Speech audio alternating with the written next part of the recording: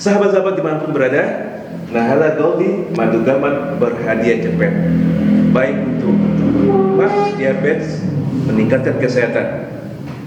Jangan lupa segera konsumsi. Hubungin nomor di bawah ini. Assalamualaikum warahmatullahi wabarakatuh. Alhamdulillah siang hari ini kesempatan karunia Allah Subhanahu wa taala bisa silaturahim di kediaman Bang Ares. Assalamualaikum Bang. Waalaikumsalam. Apa kabar Bang? Alhamdulillah luar biasa. Mudrallah ya. Tadi kita mau di daerah Pelotangan, ternyata Allah Iya. datangin ke rumah antum. Semalam main di Liga Inggris jadi cedera aneh. Pasti ada hikmah itu Bang. Hikmah kedatangan orang-orang soleh. Masya amin ya Allah, sama-sama Bang. Kita doakan juga segera sembuh kembali. Amin. Insyaallah. Amin. Baik, jumpa kita hari ini kita awali membaca basmalah. Bismillahirrahmanirrahim. Nah, mungkin sedikit prolog. Bang Ares ini adalah CEO Glek ya, minuman yang seger.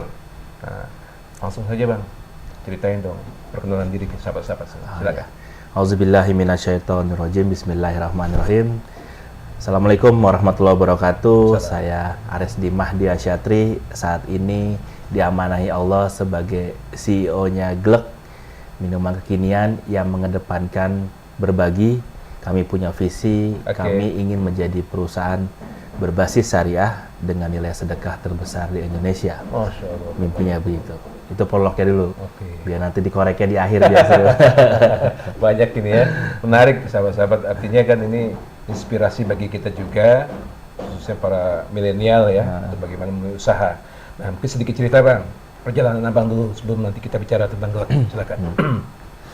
Ya, saya lahir dari kedua orang tua yang luar biasa, berprofesi sebagai seorang guru. Almarhum Abah adalah dosen ilmu politik di Universitas Nasional. Dari beliau saya belajar soal leadership, kepemimpinan, dan umi saya almarhum guru di SMA 8 Jakarta, guru kimia di SMA 8 Favorit Jakarta. itu Bang, tebet ya? Ya katanya sih begitu.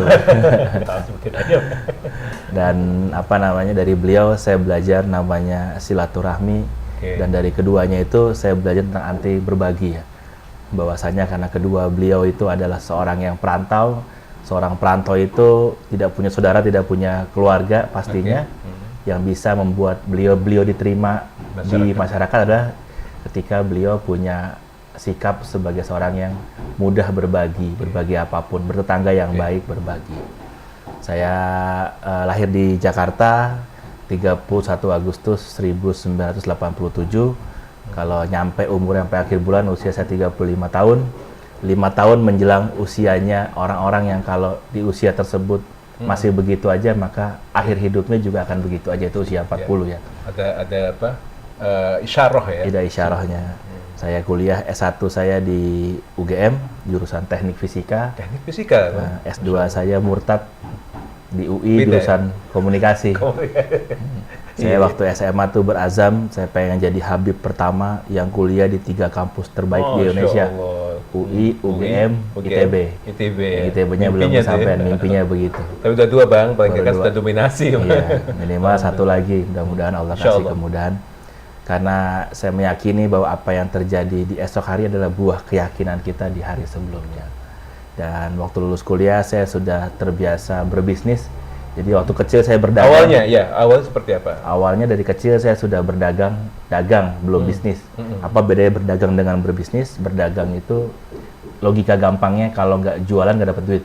Oke. Tapi kalau berbisnis, bisnisnya jalan, ownernya jalan-jalan. Artinya sudah ada manajemennya di situ. Sistem ya? Sistemnya udah ada. Bukan masalah omset, bukan masalah punya kantor apa enggak, tapi sistemnya udah ada. Banyak orang yang punya PT tapi sistemnya belum ada.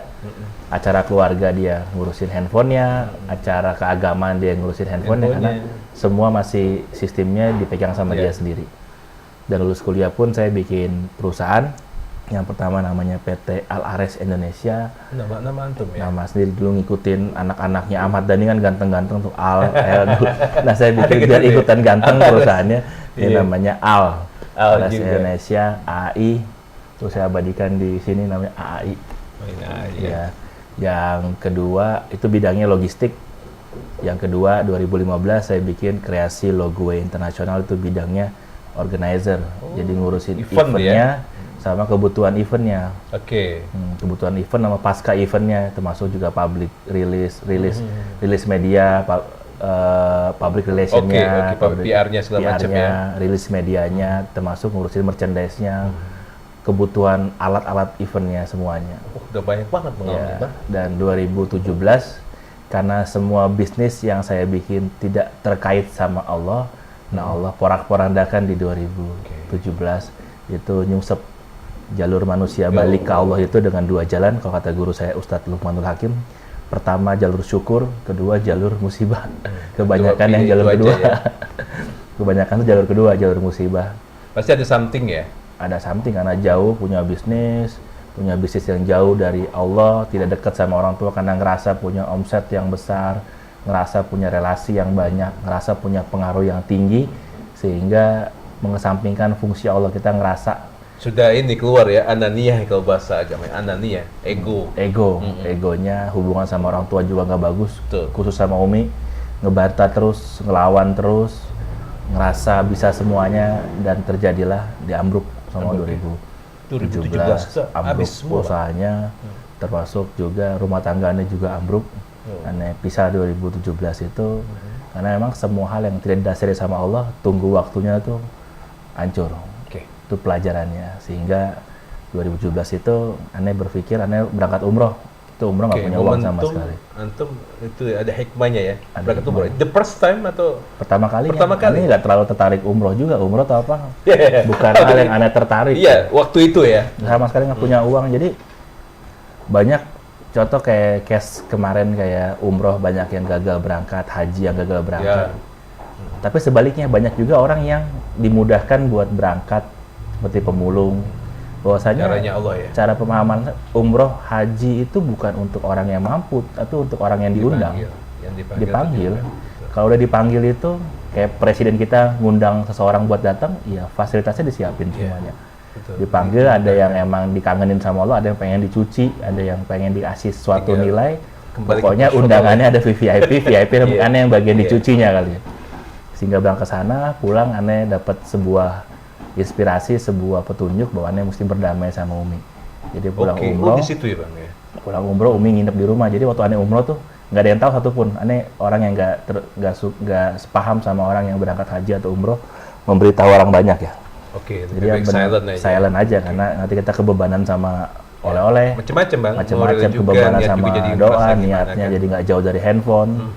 Di sana pun juga Ana jarang megang handphone juga, emang pengen ke sana dan ibadah ya. Umi feeling waktu itu kok nih anak, padahal Umi jarang ke rumah juga, cuman dia kepikiran aneh dan berapa hari dia ke rumah nemenin anak aneh juga di rumah, dan di situ pulang dari sana aneh minta maaf sama Umi. Ya, Masya Allah. Aneh punya celengan itu nggak bisa dimasukin lagi karena nggak punya uang lagi saat itu.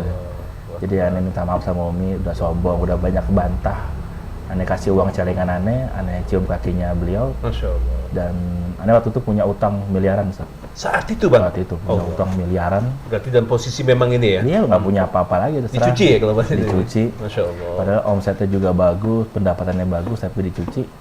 Saat itu setelah minta maaf sama Umi, 3 hari setelah itu aneh dapat sebuah kerjaan proyek yang nilainya itu persis kayak keuntungannya. Nilai keuntungannya.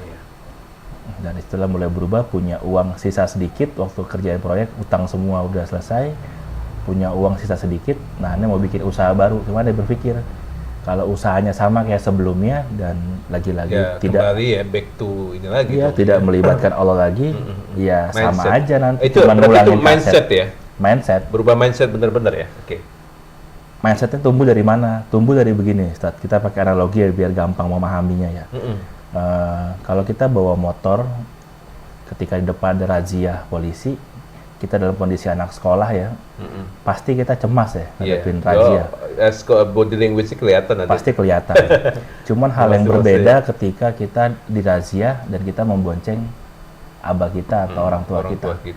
Walaupun beliau bukan polisi, walaupun beliau juga tidak menjamin bahwa kita nggak ditilang, tapi sejatinya kita lebih tenang ngadepinnya. Lebih nyaman Bang. Lebih nyaman. Sama kayak ketika bisnis melibatkan Allah, ya ujiannya bakal sama. Ujiannya pebisnis itu pasti kalau nggak omsetnya turun, ditipu sama vendor, ditipu sama karyawan, ditipu sama partner, atau usahanya kemalingan, atau bahan bakunya hilang, atau apapun itu pasti sama ujiannya. Arti itu risiko itu sudah standar umum ya. Cuma kalau kita berusaha Mental melibatkan pengusaha, Allah, Oke.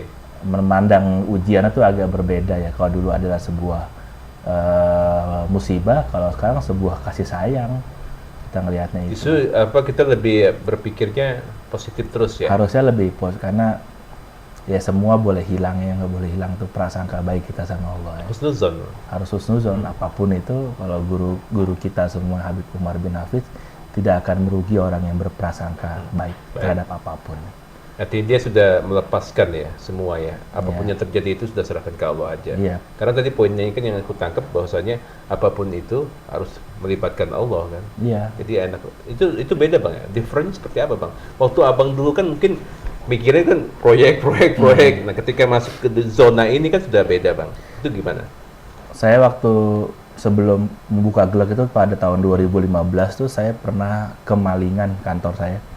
Itu nilai itu 250 juta kemalingannya dalam segi material. Dari segi mobil lebih besar lagi karena saya agak shock ya. Nilai uangnya sangat besar saat itu. Lalu saya pergi ke pemilik ruko namanya Bu Sunelti. Semoga Allah sehatkan beliau. Amin. Saya ngomong sama beliau, Bu, saya nggak bisa bayar sewa ruko tahunan karena saya baru kemalingan. Oke, musibah ya. Musibah. Nah, beliau tiba-tiba cerita, Res, pernah dengar nggak kisahnya Nabi Musa? Suatu waktu Nabi Musa itu pernah sakit dan beliau doa sama Allah. Oke. Ya Allah, saya sakit, ya Allah tolong sembuhkan saya. Singkat cerita, Allah kasih ilham, beliau kasih petunjuk, beliau suruh ambil daun di depan rumahnya, beliau disuruh seduh dan beliau minum. Qadarullah, beliau sembuh. Sebagai wasilah daun tadi ya yang diminum ya. Beberapa waktu kemudian Nabi Musa sakit yang sama, beliau minum, langsung ambil daunnya, beliau seduh dengan cara yang sama, dengan daun yang sama, dengan cara yang sama, dengan pemakaian yang sama, ternyata nggak sembuh. Beliau protes sama Allah, tanda kutip protes, ya Allah ini kan saya sakit, saya ambil semuanya kok nggak sembuh. Kata Allah, yang sembuhkan kamu tuh bukannya daun tapi saya. Oke. Apa yang dihikmahi di sini? Poinnya Bang. Poinnya adalah banyak kita itu naruh Allah di akhir. Oke. Tidak melibatkan Allah di awal. Ketika nikah, ya Allah pasangan saya kok begini banget. Waktu milih ngelibatin nggak? Itu kan caution ya. Ya itu caution. Pertanyaan kita ngelibatin nggak? Ya Allah, kok teman bisnis saya begini? Waktu milih Ya mitra ngelibatin kita, nggak? selamanya sahabat kita. Karena kalau dianalogikan gini, Ustadz, ketika kita memberitahu manusia aja, Ustadz, aneh pengen ke rumah nih, main. Pasti antum nyiapin aneh hidangan terbaik, pasti nyiapin aneh orang yang jemput di depan rumah, pasti nyiapin aneh cemilan terbaik. Karena aneh ngomong duluan di awal. Cuman ketika aneh nggak ngomong, Ustadz, masa aneh ke rumah antum nggak ada orang sih? Ya emang nggak ngomong di awal mau ke rumah. Masa nggak ada makanan sih? Nah itu manusia aja begitu. Nah Allah itu banyak ditaruh di akhir. Bahkan manusia paling sempurna di muka bumi ini, baginda Rasulullah SAW. Beliau itu mau menjahit terompanya aja, beliau ngomong sama ya Allah, saya pengen jahit terompa saya ya Allah. Logikanya manusia paling sempurna, masa nggak bisa jahit terompanya? Cuman beliau pengen tanamkan bahwa saya aja itu ngelakuin sesuatu melibatkan Allah dulu di awal. Ya akhlak juga bukan di ya. akhir. Adab juga Bang ya. Adab juga, karena kita hari ini antum kesini sehat walafiat sampai rumahnya bukan karena motornya bagus, bukan karena jalannya bagus, cuman karena udah ngelibatin. Saya pengen ya Allah, bismillah tawakkaltu ala Allah, la haula wala quwata illa billah. Saya udah nyerahin sama Allah perjalanan saya, termasuk keluarga yang saya tinggalin di rumah, termasuk apapun keselamatan saya serahin semuanya. Ya, tawakal ala Allah kan. Tawakal aja. Nah, ini masuk ke Glek nih Bang. Inspirasi awalnya seperti apa nih Bang?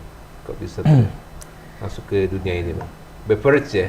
Minuman ya? Jadi satu waktu saya pengen punya uang lebih, saya bingung nih pengen bikin usaha apa. Hingga satu waktu saya mendengar satu berita CEO minuman kopi ternama itu bilang kalau nggak dukung si pelangi ini jangan beli produk kami. Statementnya itu? Statementnya begitu. Jadi saya marah banget, ini orang yang sangat-sangat sombong ya. Artinya sesuatu kan artinya terlepas dari apapun ini kan syariat yang sebenarnya harus saling menghormati antar beragamanya, syariatnya Islam ya. Nah, tapi saya pikir juga tidak bisa menyalahi umat kalau umat tidak punya substitusi di pasaran, tidak punya produk yang kualitasnya sama atau lebih baik sehingga mereka beralih.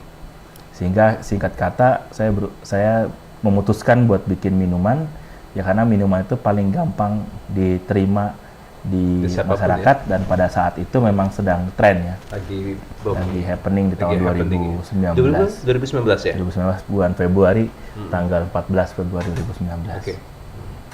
Jadi singkat cerita ya bikin minuman, basicnya nggak ada, saya bukan orang kuliner walaupun secara postur badan itu menunjang buat orang yang punya bisnis kuliner, tapi sejatinya saya bukan orang kuliner. Cuma Ada ketika passion di situ ya. saya pengen bikin usaha, saya meniatkan 51% keuntungannya buat Dari sedekah Glek ya? dari Glek. Kenapa 51%? Karena yang pertama saya memulai Glek di usia 32 tahun. Oh, ada nilai story-nya ya. Iya, ada nilai story-nya pastinya. Saya memulai di usia 32 tahun. 32 tahun. Yang notabene setengah plus 1 usianya baginda Rasulullah. Yaitu 63 Berarti tahun. ini kan tiga 32 satu lagi ya. 31 setengah, harus 31 plus 1. 31 plus 1 kan.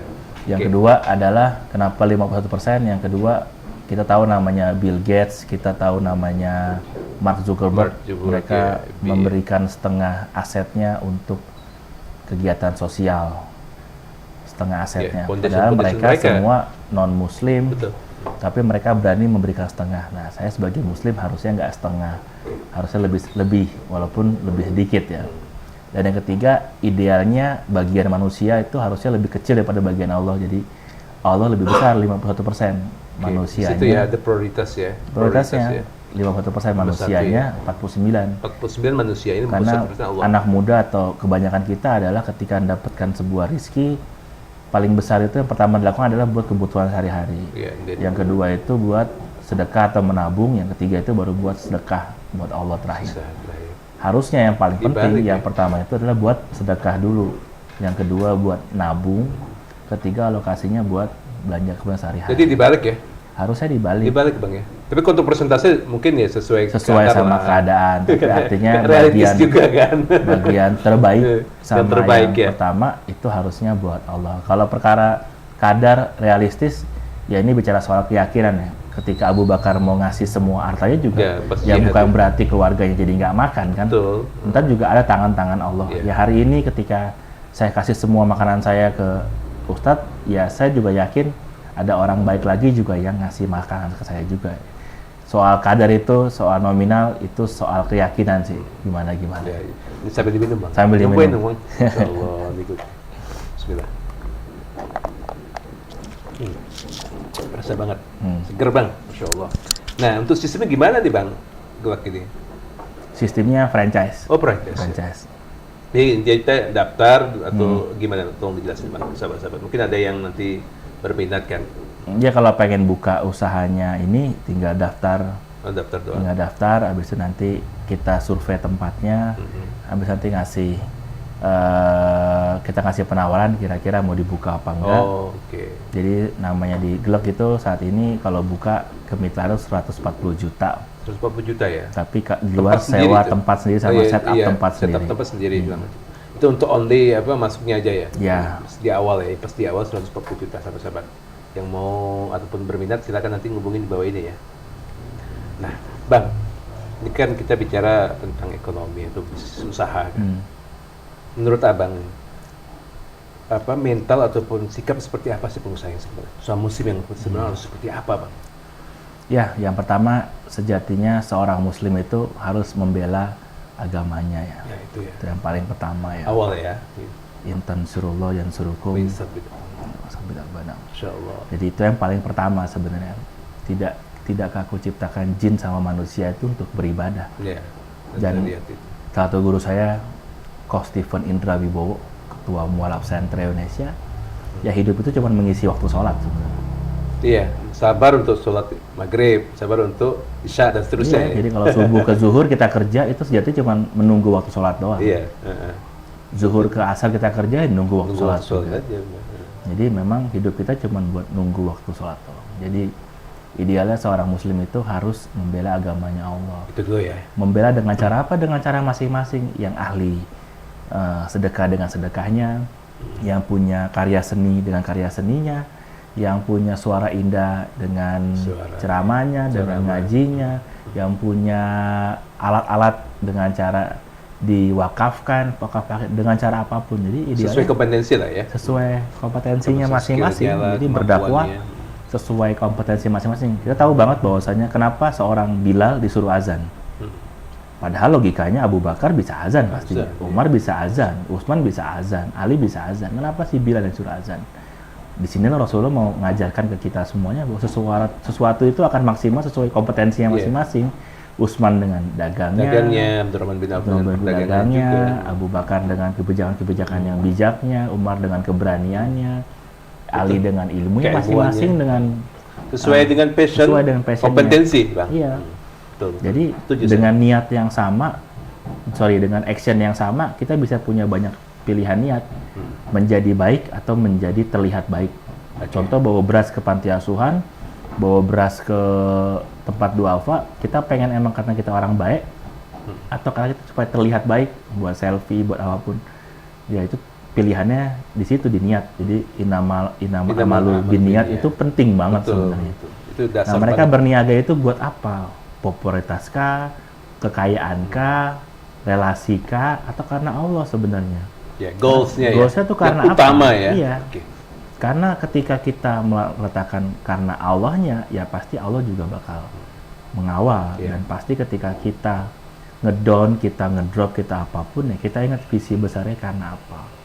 Nah hari ini pengusaha muslim banyak kehilangan itu.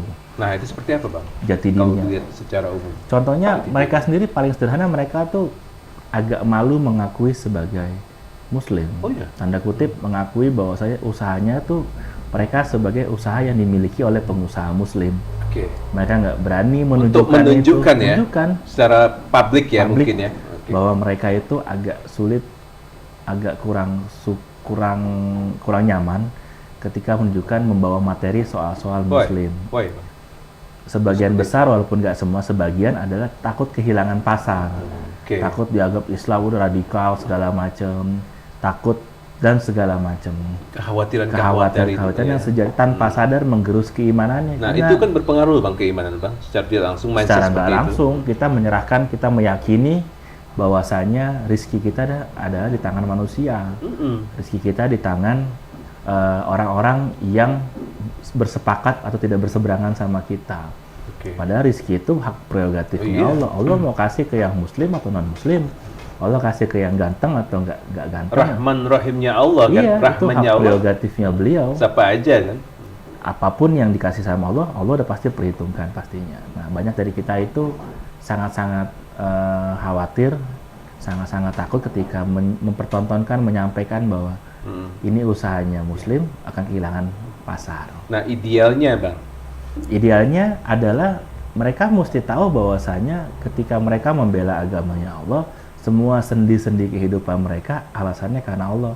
Mereka nggak sungkan, nggak risih masuk ke pesantren. Bukan cuma sedekah transfer uang selesai. Tapi mereka juga ikut turun, ikut ngerah. Beda loh Ustadz ketika kita bawa beras, transfer mentahnya sama kita datang lihat feel-nya beda. Makasih ya Kak. Ya itu ya, beda banget ya. Itu beda, sehingga mereka bangga sebagai muslim. Hari ini bisnis kita melesat, bisnis kita besar, bisnis kita punya banyak pelanggan.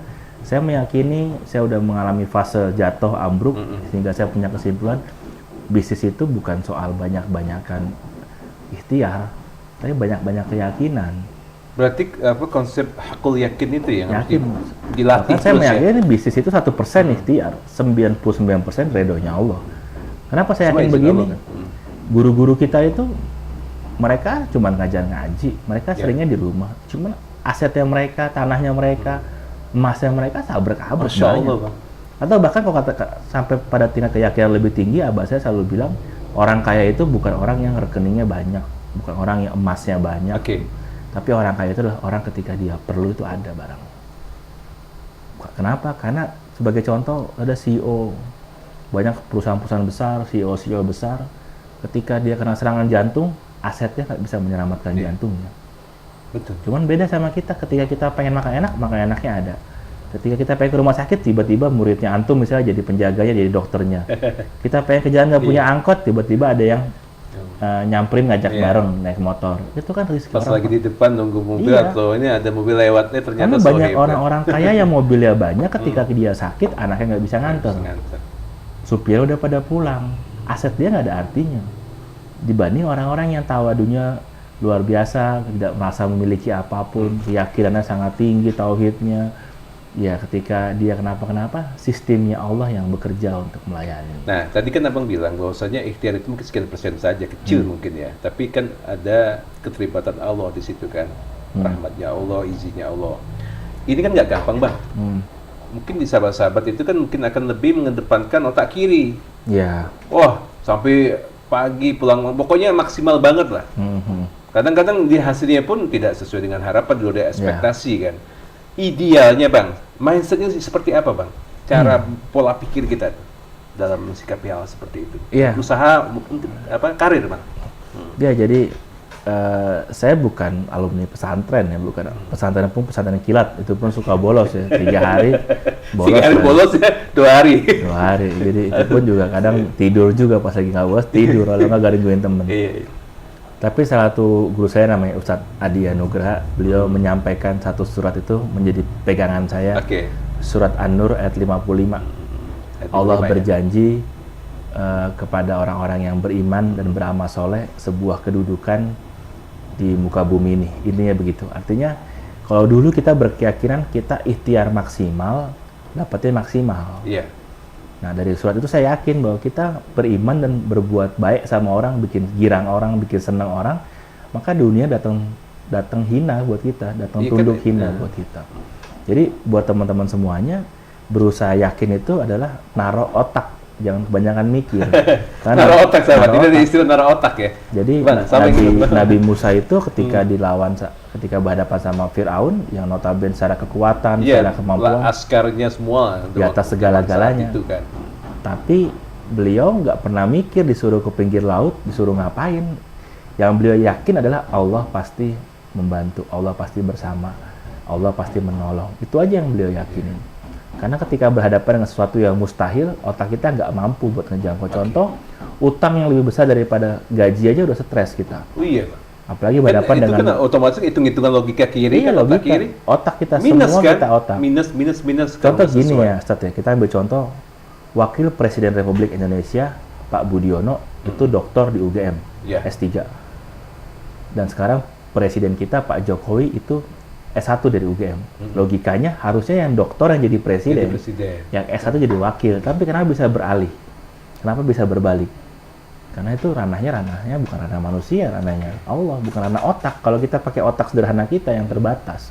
Harusnya yang dokter yang jadi presiden. Ya, keluaran dari mana kan? Nah, kita ini hari ini terlalu banyak menggunakan otak. Nanti kalau begini, nanti gimana ya? Nanti kalau begini gimana ya? Ya, kita memikirkan sesuatu yang sebenarnya bukan wilayah kita buat memikirkan itu. Berarti gini Bang, ada sebuah kesimpulan. Kan kalau dalam Al-Quran itu kan la'alakum tatafakkarun, lil albab, kan orang-orang yang berpikir tuh. Mungkin ada mesti diselaraskan juga mungkin pemahamannya Bang. Jadi pemikir itu adalah sesuatu yang dia ikhtiarkan untuk menyelesaikan masalah, untuk menjawab. Tapi dia nggak menyerahkan pikirannya untuk menyelesaikan. Itu dua hal yang berbeda. Itu differentnya tuh. Gimana ya supaya perekonomian keluarga saya ini, saya mesti punya usaha, saya mesti punya ini. Namun kita nggak menaruh harapan itu pada usaha kita gitu loh. Bahwa kita mau ke Surabaya naik kereta api, ya, cuman kita meletakkan kita sampai di Surabaya dengan selamat, dengan baik, itu bukan pada keretanya, sama yang melindungi kereta, yang menciptakan keretanya, menciptakan manusia yang bikin keretanya, yaitu Allah. Azza wa Jalla. Jadi otak itu dipakai untuk jalan berikhtiar, sistematika, strategi, sistematika berpikir, semua di otak. Cuma tidak menyerahkan pada otaknya. Memfungsikan otak secara utuh ya, fungsinya otak ya. Oke Bang, terakhir motivasi sahabat-sahabat Bang.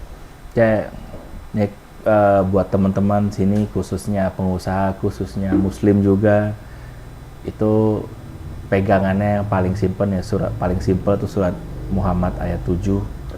Yaitu intan surullah yang surukum, barang siapa yang menolong agama Allah pasti Allah bakal menolong. Maka yang utama sebagai seorang Muslim, sebagai apapun kita, pengusaha, profesional, sebagai politisi, sebagai apapun, yang pertama kali harus dilakukan adalah nolong agamanya Allah. Kalau amal soleh orang biasa itu adalah sholat, ngaji, cuman kalau amal soleh seorang pemimpin adalah bikin kebijakan yang pro sama umat, yang membela agama kita. Yang kedua juga jangan lupa ada hadis Rasulullah, barang siapa yang memudahkan urusan saudaranya, maka Allah akan mudahkan urusannya. Masya Allah. Nah, kita mesti hari ini kita belum punya usaha, cuman usaha saudara-saudara kita udah banyak. Kalau kita punya uang, kita prioritaskan beli di mereka harusnya. Support ya? Support. Lagi ada keterkaitan ya? Iya, saya udah 2 tahun nggak makan Empati dan brand-brand. simpati ya. Saya udah 2 tahun keluarga saya nggak makan brand luar negeri. Oh, iya. Saya kalau Nah itu makan bagian dari itu juga bang ya? ayam goreng saya makan pasti Hisana, Besto, Ochicken, Yang punya kita ya? The Kriuk yang saya tahu punya kita dan punya Muslim juga. Karena kalau bukan kita yang dukung produk mereka, siapa lagi? Hari ini banyak brand-brand asing yang uangnya masuk ke negara asing, tapi konsumennya banyak orang lokal, banyak orang pribumi. Kita kalah di situ. Bahkan di Kashmir, yang pemerintahnya pro sama India, masyarakatnya pro sama Pakistan, Muslim, asal ada bazar, asal lebih mahal sekalipun, mereka pasti utamakan beli di Muslim. Karena mereka tahu keuntungannya itu buat membiayai anak-anak Muslim ada yang sekian persen untuk support ya, lain. edukasi. Jadi dia tahu ketika dia beli lebih mahal, uangnya balik ke Muslim lagi. Masya Allah, tabarakallah. Dan yang ketiga, usaha itu 1% doang kok ikhtiar. Kalau usaha itu ikhtiar 99%, 1% doa, ya berarti orang yang kerja siang malam harusnya lebih banyak uangnya daripada yang selevel orang-orang kaya yang cuma setengah jam melihat saham, melihat laporan keuangan, uangnya nambah terus. Jadi usaha itu 1% ikhtiar, 99% itu adalah redonya Allah. Ridhonya Allah dari mana? Yang pertama dari orang tua kita. Oke, orang tua. Banyak kita tekor buat orang lain, cuman kita pelit sama orang tua sendiri. Tadi kalau kita sempat ngobrol tentang ada 6S itu bang? Ya, yang kedua adalah guru-guru kita, para guru kita sambangin. Yang ketiga adalah hamba-hamba pilihannya Allah, saya bilang namanya anak yatim, penghafal Quran, terus duafa, hamba-hamba saya dan segala macam. Dan banyak kita sendiri, kita mesti yakinin bahwa di Islam itu ada konsep buat namanya konsep kaya. Kalau manusia ngasih konsep 3M, menjaga jarak, memakai masker, mencuci tangan, untuk menghindari dari COVID.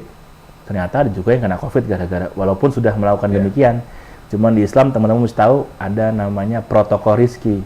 Itu yang ngomong bukan manusia, yang ngomong tuh Allah langsung.